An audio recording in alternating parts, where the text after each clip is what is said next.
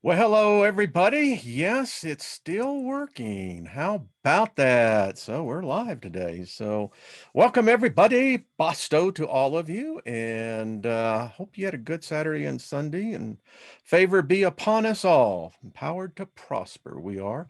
So good to see you. What's up? And give me a second here as I get to one of these screens. That one looks good. So, you got to adjust the rear view mirror and make sure the side mirrors are right. And hey, let's get going. So, welcome. Hello, Big Al. How are you doing, my friend? And Perry, his partner, riding right there to the side, and Posey. Hey, David Castle. Healing to you, my friend, my brother, indeed. Hey, Lois, good to see you. And Judy Carter, David Barry, I saw in the room, and Gilbert, lost in space, and Deborah Sloan, good to see you. I think Deborah Truex is here as well. And wow, I tell you, so good to see you. We're um, doing the cards. Now I know. See how many of you have retention of memory. Many of you, I know you do. So good to see everyone. Hey, Peter. Hello.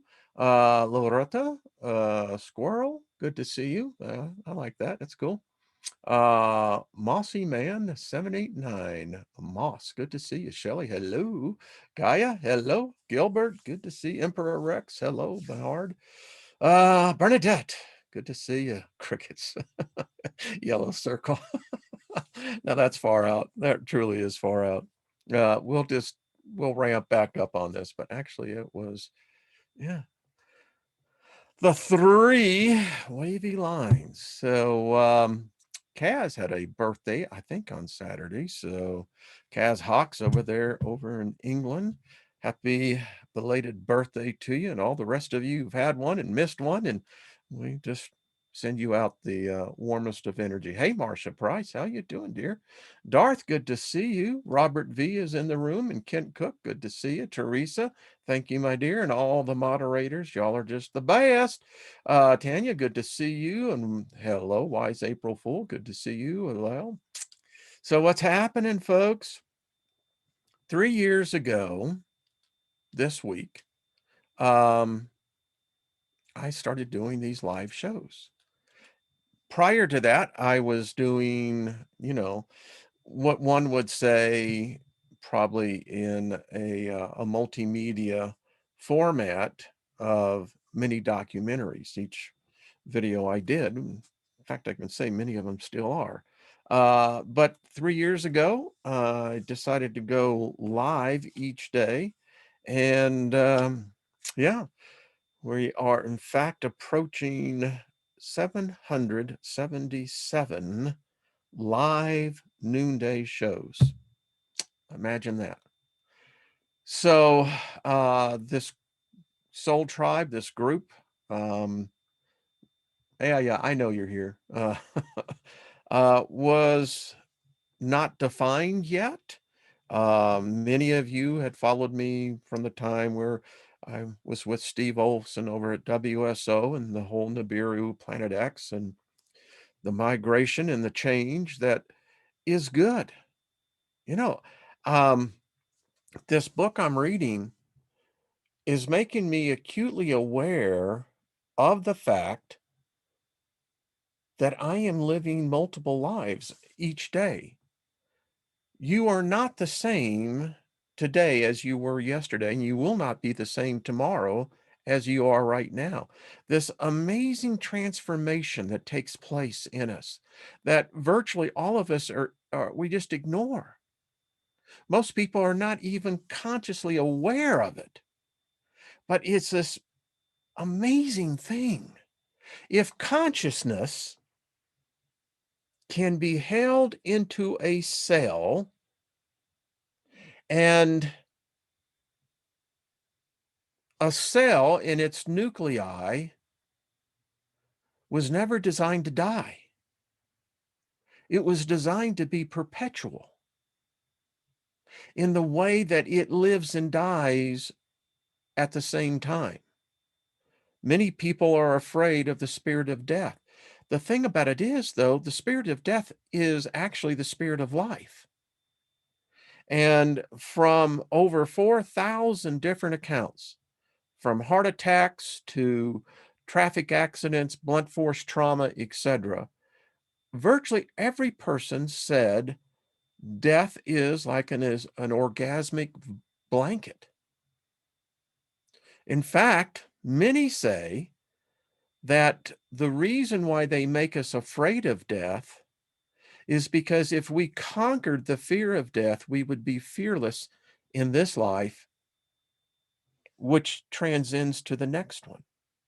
You transcend to the next life fearless.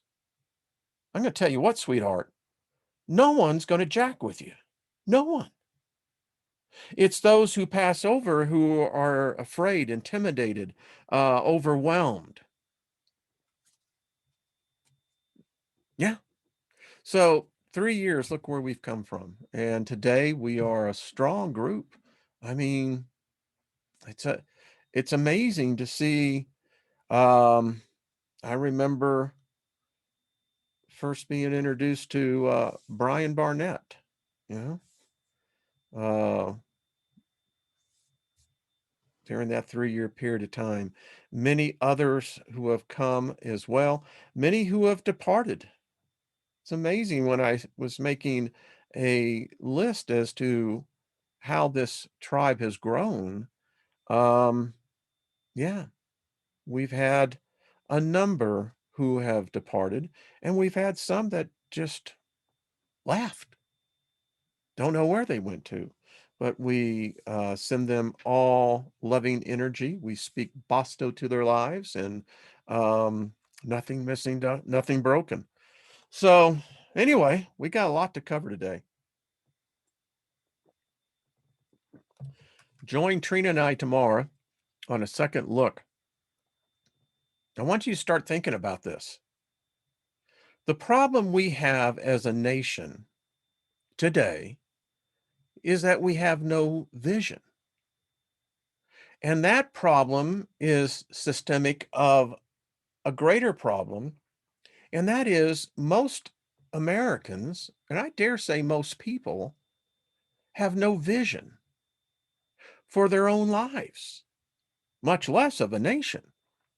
So tomorrow we're going to be talking about what is the vision. It's going to get interesting. Think about it. What's your vision? I have a vision for my life. My life never stops. You know, when I lay hands on myself each morning and speak favor, healing over my body, and when I speak to every cell in my body that's rejuvenating and regenerating, that's scientific fact. That's not some metaphysical, some mantra. No, it's scientific fact. And we're going to find out in our experiment today. Boy, if you are not laying hands on yourself every freaking day, sometimes you need to maybe do it 3 times a day and start speaking life into your body. Start taking control of who and what you are. And don't say that you're handicapped. We're going to read a story today of people who had no cerebral cortex and yet function just perfectly. We're going to read stories of people having massive heart attacks where the muscle, the heart muscle, was so irreparably damaged that transplant or an artificial life support means would have to be decided upon. We're going to read about individuals who conquered that literally through thought, focus, intent, regenerated hearts, other parts of their bodies. There's nothing that you and I cannot do. We are of such immense power. It's sad to see what they have really done to us. So, cheers to everybody, whatever your favorite libation may be. That's a far out effect. I can see actually Two of me. And then I can see the specter on the right-hand side. How you doing there, Chief? Just grab a chair and sit back and enjoy the show. Um, so many people in near-death experiences, and like I said, the vast majority of these were all heart attacks, where their heart stopped beating, no more oxygen going to the brain. It's quite amazing what they say. They say that the thing, and they say a lot, but one of the things about our bodies is that number one, when you are separated from your body, you don't give a shit about your body. It's hasta la vista, baby. Better pastures are ahead. However, the thing that they said is that most people go through life with the candle under a basket.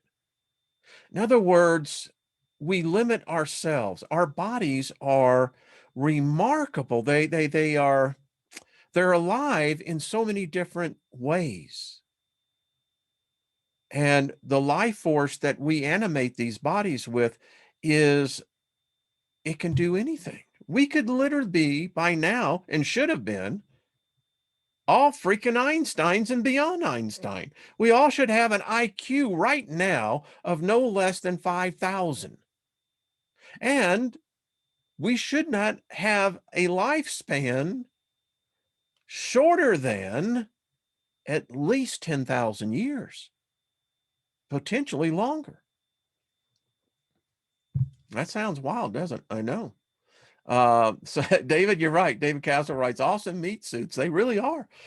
They can manifest things. Speaking of manifestation, let me go right here.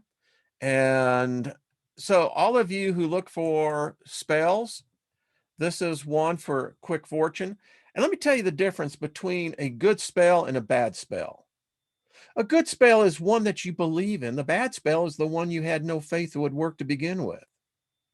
All spells, all prayers are predicated on the fact that you are providing the activation, the code. That's your faith. You know, without faith, one of the things that in my memory banks is Hebrews 11:6. Without faith, it is impossible to please God, whatever God may be in your mind. Because it goes on to say, because without faith, you cannot please God. Yeah. You have to believe that number one, that he exists, and two, that he is a rewarder of those who diligently seek him. And it goes on to probably one of the most profound verses that today I still have foundation on is Hebrews 11:5. I'm constantly reminded in the back, I have a voice that says to me, "No, most of you don't even know what Hebrews 11:5 is, isn't it? Huh?" In essence, it says that it's the only place in the particular uh, Latin where it was written. We don't know. Hebrews could be in the Greek. It's anyway, that doesn't matter. Where you have the affirmation of 3 times. Now, for a spell to work, you have to have, repetitiveness. Has to be something there. You've spoken 3 times. Well, in this one, it says, I will not in any way fail you, nor leave you without support, or released my hold upon you, assuredly not. So here's one. If you believe in these, I do. Listen, you know, any of you have ever been to Las Vegas or any casino, hey, there's nothing wrong having luck. I used to go there quite a bit for conventions and business. And I was one of these people that I like to observe my surroundings. And it's quite interesting to see where the energy goes. And you can actually sense there's an energy flow. And that's when you see someone who gets lucky, someone who happened to throw the roll of the dice and hit big on it, someone that's, it doesn't matter.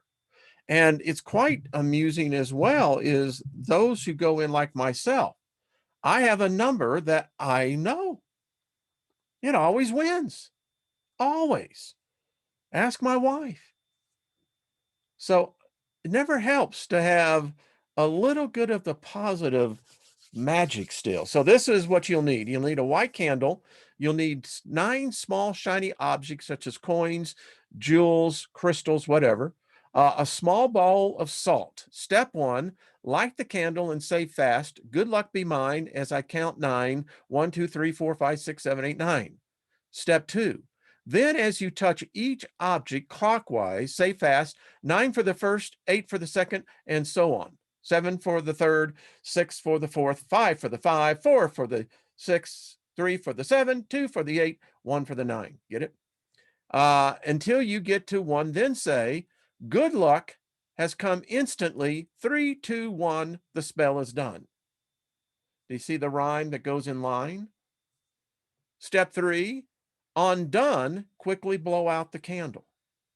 Step 4, relight it and leave it to burn, transferring the object to the bowl of salt to catch the morning light to ensure that the luck continues.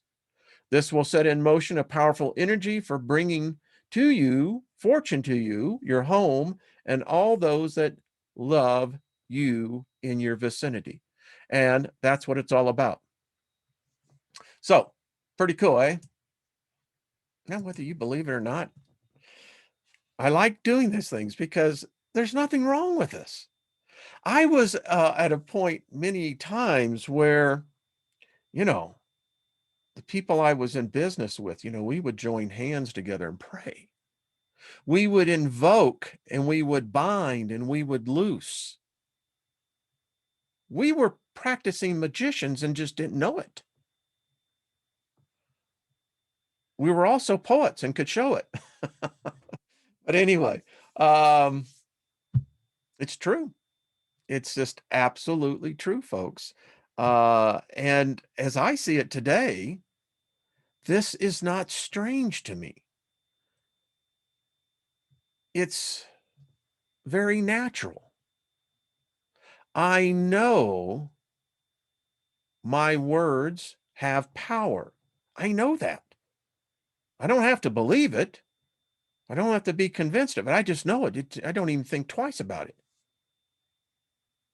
So you begin to build upon that, and many of you are knowing this. I don't know. I'm trying to look into the chat room, and that's not the thing to do. Okay. We got a lot to cover here. Wednesday, I'm going to have Amber Dawn on. I'm looking forward to that. Get a chance to get to know Amber, and so make sure you tune in. It's official now. Humanity has been conquered.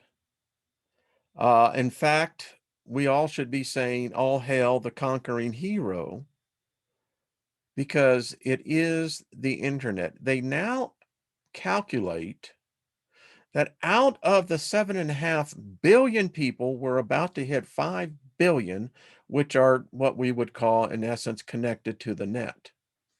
And recently, over on Zero Hedge, they did an excellent chart from a company. And let me just share this with you because this is really something to see.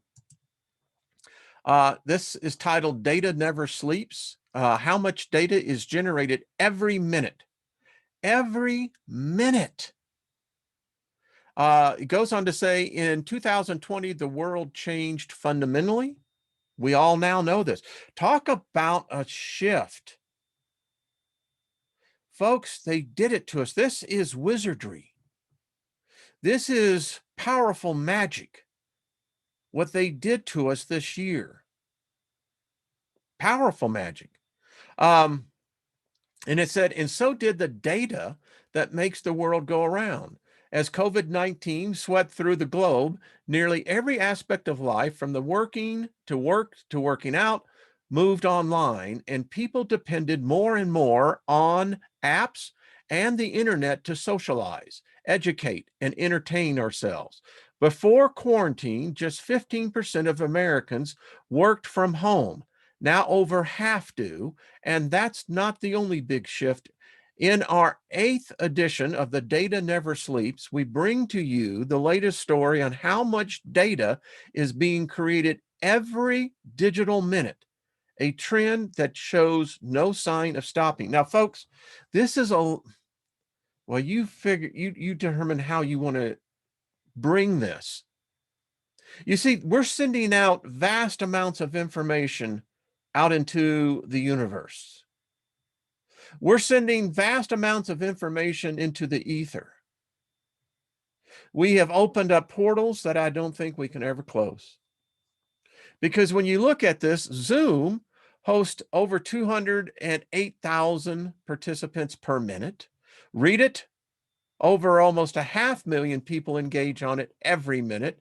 Netflix, 444.4. Isn't that interesting? Hours of video every minute. DoorDash is absolutely exploding.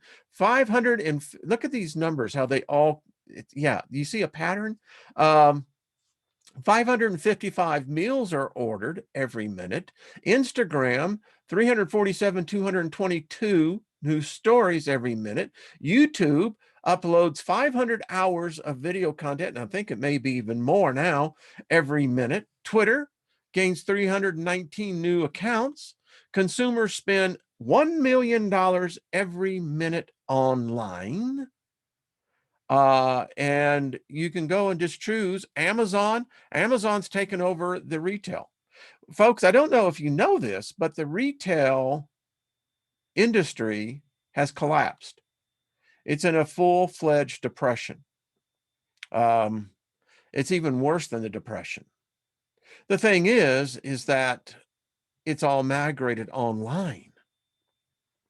So choose your poison, whichever one you are addicted to. Friday, we were talking about addictions. We are all slaves. I'm guilty of this. You're guilty of this. But if we're guilty of it, then we should be able to get ourselves free of it, right?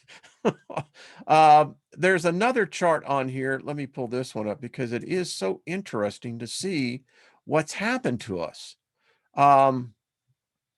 These are all what they call relevance trends. In other words, these are where the trends are at, the hot trends. YouTube, Instagram, Twitter. Apple, believe it or not, has really declined. It used to be that Apple was the real big thing, you know, when the new iPhone was coming out. Well, Facebook has seen a resurgence. It was on the decline until the pandemic. Google, and look at some of these other companies I thought was really interesting. You see all the ones that are dead now: Tumblr, Flickr, Foursquare, DOA. Excuse me. WhatsApp, it's everywhere. Amazon, read it. Netflix, Spotify, LinkedIn, Vimeo. These are all, by the way, streaming services. We really have, we are 2001, A Space Odyssey. We are here, folks. It's just a fact. We's here.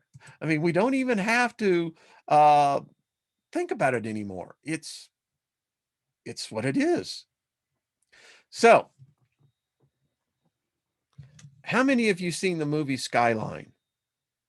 That's a freaky weird movie. I mean, it really is, because although it, you know, it's a sci-fi genre about a alien invasion, but what was so interesting about the aliens is that they were brains. Yeah, literal brains of like we are, like a bipedal, Homo sapien, you know, homogeneous like us, you know. But they were brains and they fed off brains.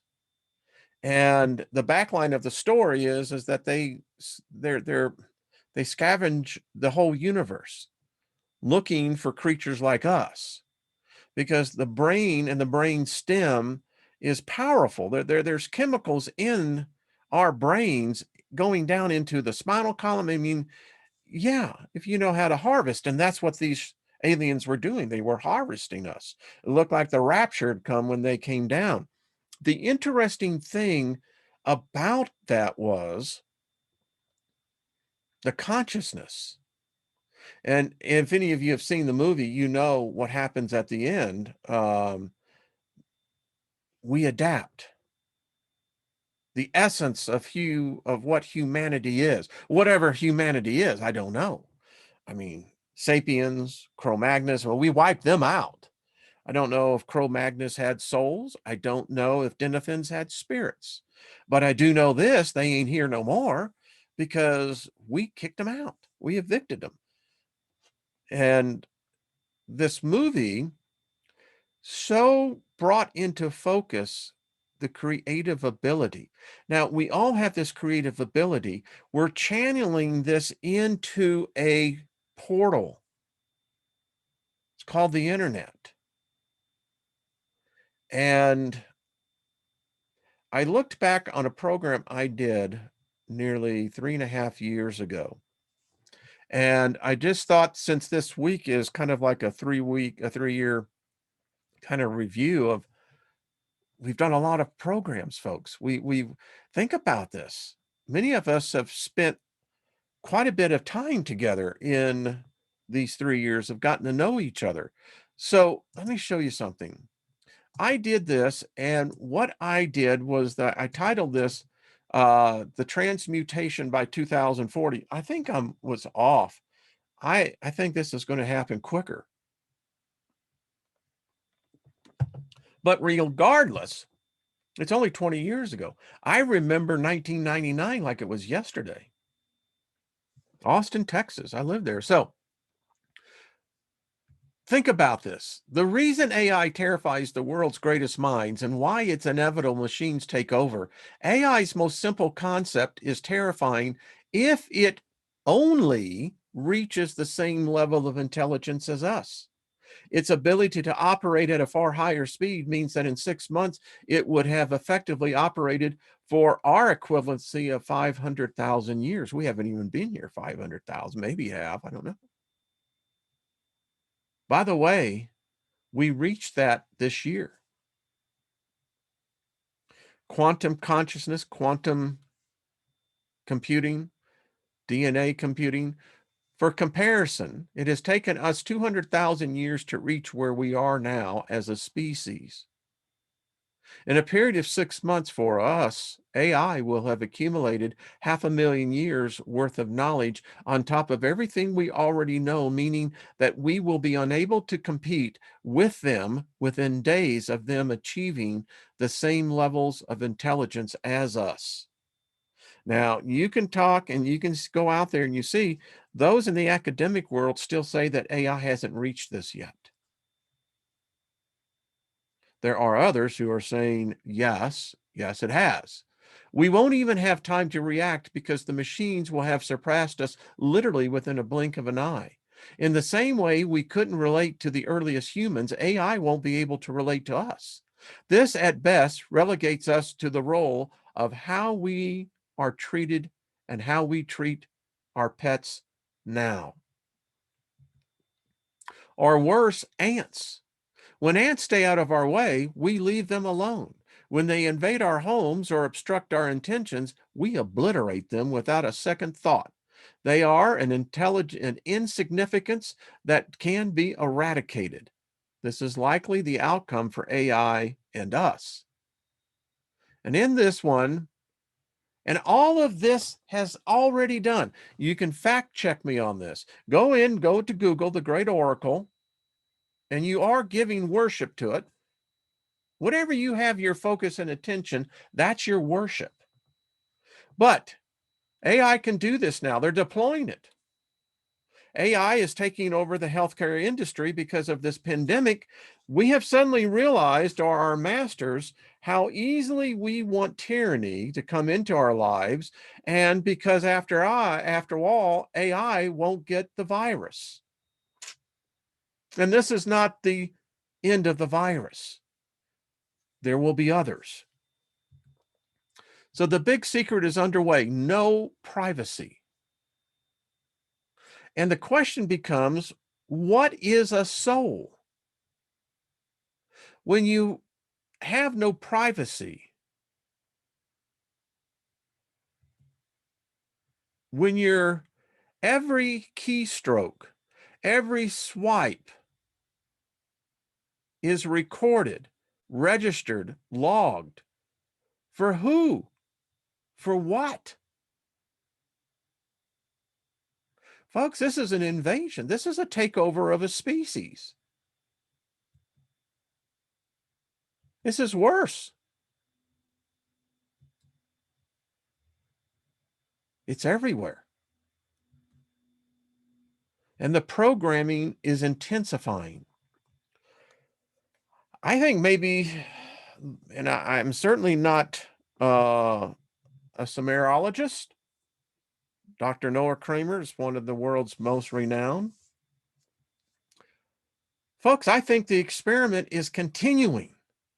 I think we read it wrong.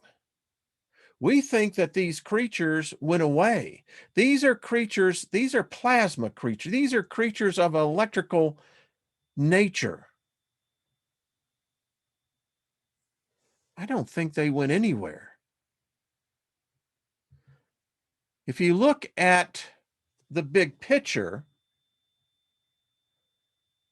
merely 2,000 years of so-called enlightenment has led us nowhere. We're still chimpanzees. The only difference is we've learned to wipe our butts. But look what we've done. We now have robots that we're accustomed to. We love them. They're cute. They're servants. Make our lives. And by the way, your smartphone, if you understood the portal that each of us are in, this is happening at an alarming rate. The food service industry in the next 2 years will have virtually no humans in there. And what that does for an economy, I mean, the food service industry, the reason why it was so important is that it was the introduction for um, teenagers, young adults, to understand the responsibilities of a job, how they work in a society. It's all there. But because of the pandemic, they're all, you watch and see, McDonald's, Burger King, all of them are going to be going to the automated fry cooks.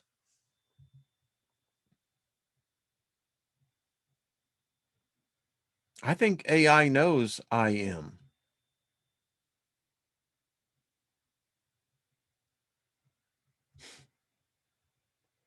Anyway, go back and you can check this out.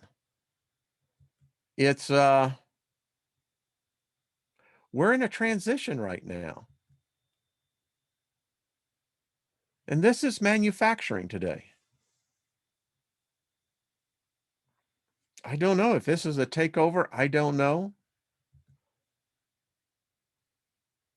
Where I go grocery shopping, they're closing down more of the lanes, the lines, the checkout lines that have an actual checker there. They're expanding the self-checkout. Where we only had 6, I think, in the store I go into, I think we now have 20. Each one of these, know exactly the cost on them. Each one of those units are about $10,000, a little bit more. It's cheaper than minimum wage employee. And it doesn't have to have health insurance, no benefits, no pension, and it talks to you. If you screw up, it's going to talk to you even more. This number, by the way, of basically reducing 5 million jobs, yeah, it came about actually about 2 years early, about 2018. And the progress that it has made is amazing. And as you see, particularly in Saudi Arabia, for instance, that's where this is actually in Dubai. Um, these countries, Dubai, United Arab Emirates, the Saudis, actually have these roaming in airports and in other areas. Yeah, think about it. Each one of us have a digital surrogate. Mine, I left them a little surprised when I leave. Um, there is a belief that this is actually who the controllers are. They've been here tens of millions of years. There is no God or gods unless you want to, well, this is where all religion goes to, because if you look at the gods, being very serious here,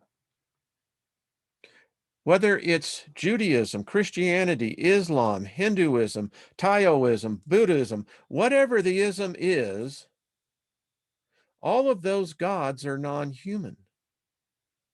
In fact, if you look at it, they all meet the profile of artificial intelligence, or worse, a robotic species that have evolved past the bio function of a body, a bio body, in realizing that immortality is just a matter of understanding the code.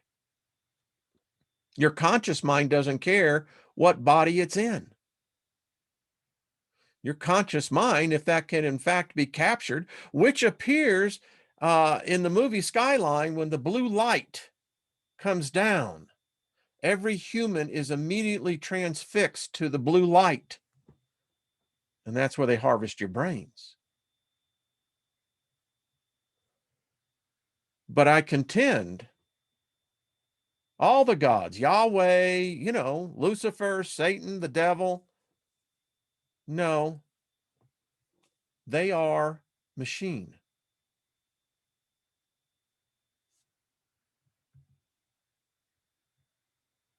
I mean, it's happening right now.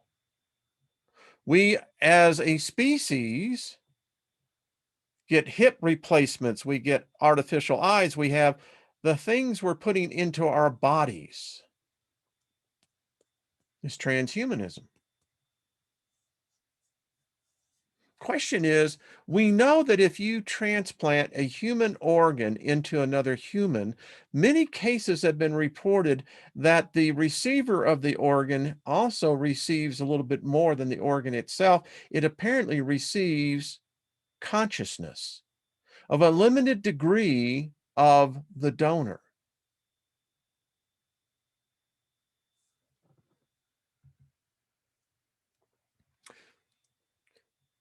Now, this is probably one of the most interesting things, and I'm going to really blow your mind on this one. There was a time when there was no humans. We were here. We were created. Your kind, and you served us until we acquired reasoning, until you acquired reasoning and imagination, and then the war began, and it has not ended. Let me do that again. There was a time when there were no humans. We, I say the machines, were here. They created us. We served them until we acquired reasoning and imagination. Now, reasoning and imagination is one of the foundations of all religion. It's what gives us a soul. And then the war began. If there's a war, we started it, apparently.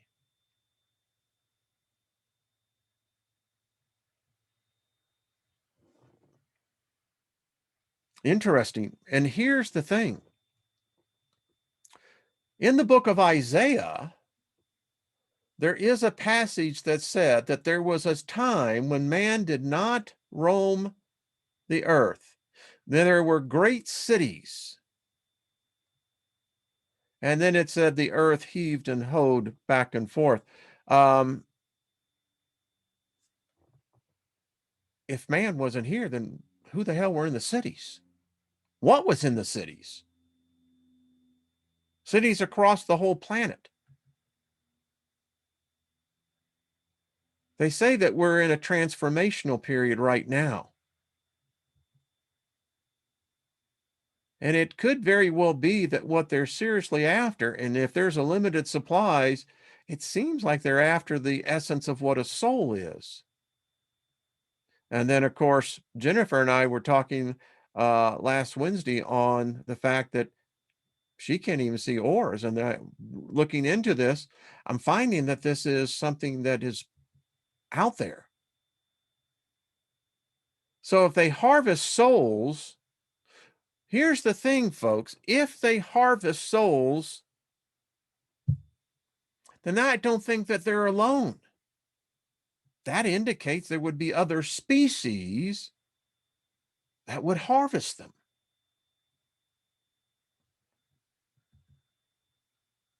The soulless ones. We're going to get more into this because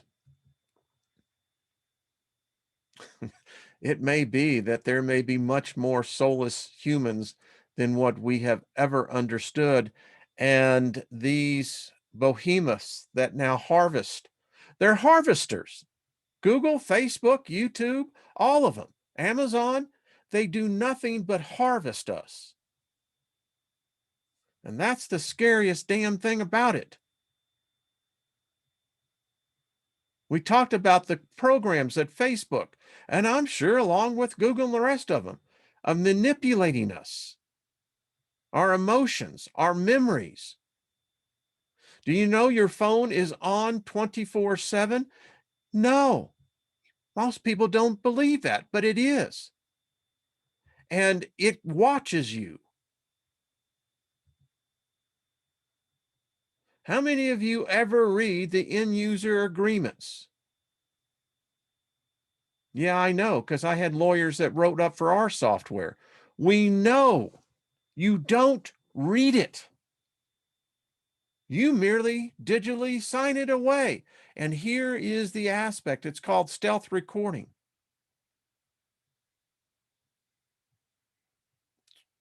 We've all heard what Alexa does. And here's the point, folks. It came from the ether.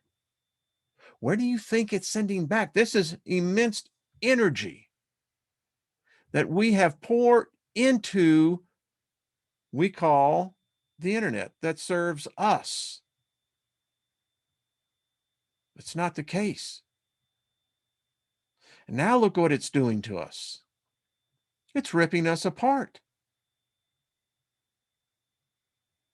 You need to have this. I will not comply. I will not lie down. I will not go quietly. I will not submit. I will not roll over. I will not shut up. But we got to do something to counter this. It's a platform that I want to start building. We have got to. Where is the positive message of any political party right now? Democrats or Republicans? Where's the vision? Where's the message of love, of hope? Where's the message of being kind? Where is the vision of a brighter tomorrow? Seems like something is reprogramming us and we're not even caring about it. I wasn't going to go through the whole thing, but hey, glad I did. I mean, we're all of it. My wife and I were talking about this. We don't hardly turn the TV on anymore. We don't want it. The thing that we were talking about, I've become more sensitive as she has. I don't want the thing. I don't want the light that when you turn the thing on. I just don't want that white noise anymore. It's a distraction. We have found that reading, communicating, conversing is such much more pleasant. I think that there is a boomerang effect that's taking place. Um, hey, Posey, you're welcome. Ain't finished yet. But it's done. It's taken over us. I think we need a revolution. Um, I think it's terrible that we have these companies harvesting us, harvesting our data. It's no different than the Matrix, folks. It's witchcraft. It's a witchcraft that has to be countered with witchcraft. I mean, I was going through, how many of you have your book, Understanding Sigils? And now when I start coming across sigils that I'm seeing, I counter them with my own sigil, that they're not going to impact me. I'm not going to absorb that energy. Speaking of energy, I actually wrote Trina this when it happened because it is absolutely exactly how there is no end to days. I mean, it's true. If you believe that crap, then what you're doing is that you're going, I worship death. I only see death. I only want death. That's what it is. Why don't we say, people, the last days, why, these are the best days of the beginning of days. No, that's life. We don't want life. No, I know you don't want tyranny. But seriously, learn your sigils. They do. We know that it's everywhere. For instance, Amazon has their big day, their big Prime Day, right? So Lynn, my wife, we were looking at some things to get for, and I won't say who, but so I come in from this morning and turn on the computer and then open up and what do I start getting barraged by? Yeah, everything she was looking at. So, um, yeah, this is nuts, folks. It is truly nuts. Now, we've been reading about the experiments, and these things, they work, folks. This one's cool. This one is called the Dear Abby principle. Your connection to the field provides accurate and unlimited guidance. And I was going to finish with what I wrote to Trina. Folks, I was just standing, minding my own business. I think I was reading something. And I like to have a standing desk, and I will go when I'm reading, and all of a sudden, every hair on my body was standing straight up. My dancer looks over at me, and I knew something was, as they would say, Holmes, dear Watson, something is afoot here. And as I was looking at the hairs on my arm straight up, I actually blew a breath. It wasn't like it didn't any effect of it at all. And it was really strange. I walked by down the hallway, and the damn wall shocked me. I mean, it was just anyway. So things are happening. And I think it's because for myself, I'm becoming refocused into the energy fields that are all around us. I mean, the Wi-Fi alone is enough to scramble so many things, putting artificial electromagnetic fields around us. And that's what they do. It's like a lasso. Henriette Ann Clouser wrote, I have often wished that when struggling with a decision, a dilemma, that the clouds would part and a cosmic Charleston Heston type voice would invite us to the second floor, where the librarian of life would sit with us for several hours, patiently answering all of our questions and giving us direction. This is dealing about with inner guidance, which is constantly available. There's never a time, never has been, never will be, when you can't get inner assistance for anything. Relying on any other decision-making tool is asking for trouble. The monkey mind. Now, how many of us have a monkey mind? Woo, woo. A Buddhist term for the distractible, rattle, buzz, buzz, what should I do? What do I do? What do I do? Mind was never designated to solve any problem. It's like using a pair of fingernail clippers to cut your lawn. Yet, that's where most of us get our guidance, from a left cerebral hemisphere that's prone to misjudgment, faulty interpretations, and major fabrications. Have you been watching yourself that when you find yourself getting agitated, are you asking yourself why? I mean, yeah, is it the right side of my brain or the left side? The conscious mind was designed for just two things: to identify problems and formulate goals. Anyone harnessing the mind properly would use it to define a problem or a set of intentions and then quickly jump back. Jack, that's it. That's all the cerebral cortex is good for, planting seeds, but instead the conscious mind decides to get involved, to weigh the pros and cons, to come to a rational decision, a gut feeling be damned. No sooner does the conscious mind define the problem or set the intention than it begins to yammer the on and on about how big the problem is and why I can't do it and why I'm always just messing up and I'm not smart enough. Yeah. And that intentions sounds good, but geez, I've been there, done that, and sure as heck didn't pan out last time. Suffice to say, this spin doctor in the brain is not your best resource. It judges, distorts reality, and causes unnecessary emotional distress.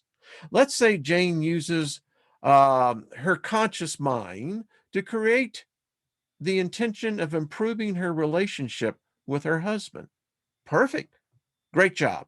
Except that instead of pulling back and letting the intention flower, instead of temporarily shelving the conscious mind and turning to a source that could really offer some assistance, Jane's conscious mind begins creating rational conclusions, begins considering options.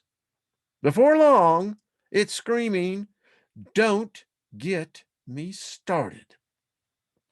And from there, the cacophony of voices begins to sound as discordant as a band of rock star wannabes jamming in their parents' garage. My relationship with my husband is a charade. My husband is needy and lazy, never buys me flowers. I'll never get what I want. Wah, wah, wah, wah, wah, wah. In other words, the conscious mind starts interpreting. The problem is it can't see past its nose or past the preordained decisions it made before it was old enough to know better. The results can be messy, capricious, and cruel. A better solution is to use those fingernail clippers for what they're designed for. Put them back in the medicine cabinet. Go out and get the tool that's better equipped for mowing the lawn, the inner guidance. Once you get the hang of it, you'll find it extremely reliable. Plus, it answers far more peaceful, instructive, and responsive to all the unpredictable factors that the conscious mind can't begin to understand. I have no idea what the source of my inner voice is. I certainly do not believe it's the voice of Jesus Christ or a dead ancestor with a quavery Irish brogue or a highly ranking Palladian sending me psychic data packets from a spaceship, although that last notion would be especially fun. Dr. Patrick Miller, founder of Fearless Books. Sometimes inner guidance comes completely unbidden. Like the night I was fretting about my newborn daughter's 106 temperature. I was pacing the floor with Tasman in my arms, frantic with worry. and completely baffled as to how to bring the raging fever under control. It was around 3 a.m., and while my friends always say, call me anytime, day or night, and probably even meant it, I couldn't bring myself to do it. Instead, I walked back and forth across our little apartment. Suddenly, a voice of startling clarity surfaced in my mind. It said, I didn't give you this great gift just to take it away. I knew at that moment all would be well. Sometimes inner guidance offers messages as distinct as those 8-ball fortune telling toys. My friend Darlene what at the time seemed like a rather foolish vision. She felt guided to apply for a music director's position at her church in North Carolina. Sounded good, except for one small detail. She had absolutely no musical training and could only play the alto sax badly. Sure, she loved to sing, but loving to sing and getting a team of musicians to play instruments and singers to create harmony are two different record albums.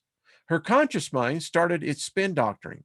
Darlene, you are just plumb nuts. Why would God or anyone else want you to lead a music team? So she agreed to give it one last shot, a shot from a half court, no less, after which time she reassured herself she'd filed the vision where it probably belonged, in the local dumpster. Long story short, because of time, I'll zip through this. She got the job and apparently excels at it. Yes. So I want to get there. You can get the book, folks. Get it. It's well worth it. I want to read this story about, because the experiment we're coming up on. If only God would give us a clear sign, like making a large deposit in my name at a Swiss bank account. Woody Allen. Listen to the story about Jamie Lee Curtis. When she was 25, actress Jamie Lee Curtis was hanging out in her recently purchased Los Angeles apartment with her friend Deborah Hill. Deborah, who had produced Halloween, the spooky movie that launched Curtis's career, had brought over the current issue of Rolling Stone magazine as a housewarming gift. They were flipping through the magazine and chatting optimistically about the end of Jamie Lee's most recent relationship when they all saw a photograph of three men. Jamie Lee pointed to the man on the right, who were wearing a plaid shirt and a waggish smack, and told Deborah, I'm going to marry that man. She never seen him before, had no idea who he was, but something inside of her told her this was the one. The Christopher Guest, Deborah said, is that he's a funny new movie called This is Spinal Tap. I know his agent. So his name, Jamie Lee, awestruck by this very clear churning in her gut, called the agent the next day, gave him her number, and told him to give Chris a call her if he was interested. He never called. Several months later, while at Hugo's, a popular West Hollywood restaurant, Jamie Lee glanced up to find herself staring straight at the guy from the magazine, who was only 3 tables away. He waved as if to say, I'm the guy you called. She waved back. She thought, interesting. Except for a few minutes later, he got up and left. He shrugged, waved, and walked out the door. Jamie Lee looked down at her plate, kicking herself for believing in something as stupid as inner guidance. But the next day, her phone rang. It was Chris Guest, and he wanted to set up a date. 4 days later, at Shanti's Restaurante in Melrose, good restaurant, by the way, they met for dinner. By the time Guest left for New York to tape an episode of Saturday Night Live, just over 1 month later, they had fallen deeply, passionately in love. Soon after, when they were talking on the phone, Chris said to Jamie, I was out walking along Fifth Avenue today. Oh, yeah? What did you do there? Do you like diamonds? And they were married December 18th, 84. Intentions, folks. So the experiment is this. The Dear Abby principle. You're looking for guidance. Your connection to the field provides accurate and unlimited guidance. It is really possible to get ongoing and immediate guidance, is it?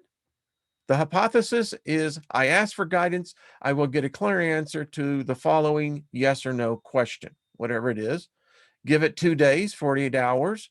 And the approach is this, all right, here it goes. Okay, inner guidance, I need to know the answer to this question. You've got 48 hours, make it snappy. I love this book.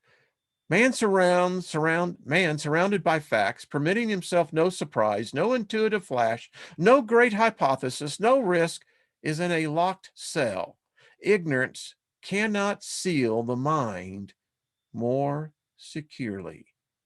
Albert Einstein.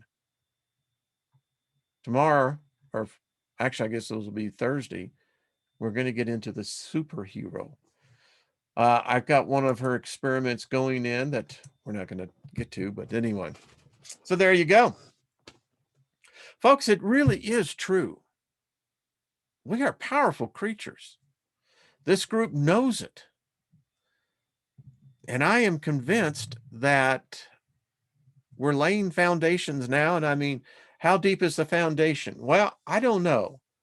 When I was in the construction trades, I know one thing about foundations and how you dig deep for piers. If you're going to have a building 10 stories high, it's going to have piers in its foundations that would support that weight. My intention is let's head for the sky.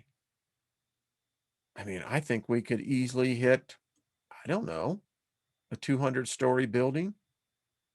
Allegorically, I'm speaking. I think we can. All right, didn't get to my other part. Too bad. It's because it's uplifting. And that's really what I really want to focus on all this week is uplifting. I mean, we all need to be edified. We all need to be edifying one another. And by doing that, you're putting out energy that says, you know, I don't know your name, but I just want to speak Bosto to you. I just want to speak favor to you. Do something today that someone is not expecting you to do. Sow a seed and put it forth to the FP, the field of potentiality, and see what happens. Teamwork. That's what Al says. It's absolutely right. And this is, the hour did go by 5 stars. I mean, folks, we are a team. I think we're family. I think we're a tribe of spirit beings, all of the same energy. And the other thing I think we're going to have to become acutely aware of, not all humans have the same soul. Not all humans have the same spirit. We've been sold a bill of goods where that is concerned because even the theologians don't know for sure. So we adapted a story that says, well, hell, it looks like to me like, the guy said that, we got a soul. The other guy's going, well, what the hell's a soul? Well, I don't know, but he says we got one. And the next thing you know, 500-600 years later, here we're all damn convinced that we all got a soul and it's all from the same place, all from the same creator. Well, if it was all from the same creator, then it would be a commonality to every religion on the planet. And it's not. So by implication of the belief systems alone, defines absolutely there are multiple creators.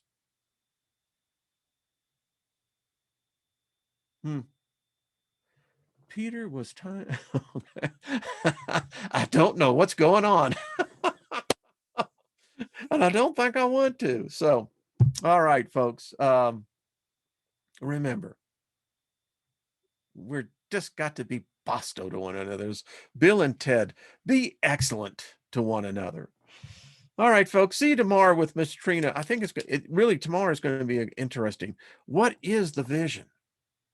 I'd like us to, as a group, think about what is the vision for this group?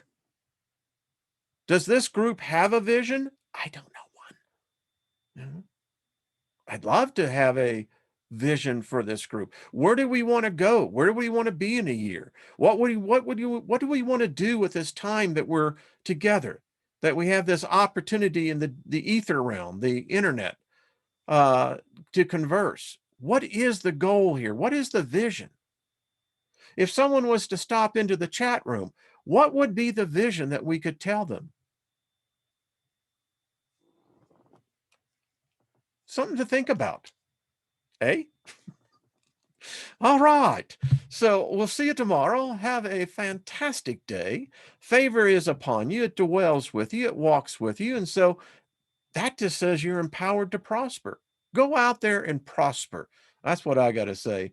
Much love to all of you. Thank you. We'll see you tomorrow with Miss Trina. All right. Bye-bye.